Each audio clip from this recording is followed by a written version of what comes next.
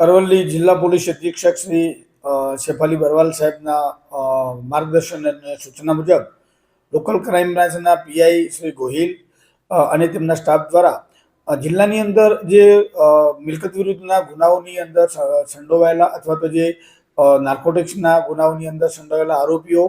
અને આજરોજ LCB police station બોલાવી અને તેમને આવી ગુનાહિત પ્રવૃત્તિ કરતા અટકાવવા અને તેમને યોગ્ય સુચારુ માર્ગદર્શન મળી રહે એ માટેની આજે એક મિટિંગ પણ રાખવામાં આવેલી હતી અને તમામ પોલીસ સ્ટેશનના અધિકારીઓ એમના પોસ્ટની હદની અંદર જે આરોપીઓ છે એ આરોપીઓને લઈ અને આજે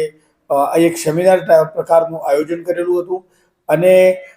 તદુપરાંત વિશેષ વાત એવી હતી કે જે પોલીસ સ્ટેશનની અંદર જે આરોપી હોય તેને પોલીસ સ્ટેશનના એક કોન્સ્ટેબલ ફાળવી દીધેલા છે જેથી કરીને એ જે મેન્ટર તરીકે ઓળખાશે અને એ મેન્ટરો આ આરોપીઓની સતત અને સતત વચમાં રહેશે એ દિવસ દરમિયાન રાત્રિ દરમિયાન અથવા તો અન્ય કોઈના મિત્રો સંબંધીઓ સાથે મળી અને બીજો કોઈ ગુનો ના આચરે એ માટે એમના સુપરવિઝન માટે દરેક પોલીસ સ્ટેશનમાંથી તમામ આરોપીઓ ઉપર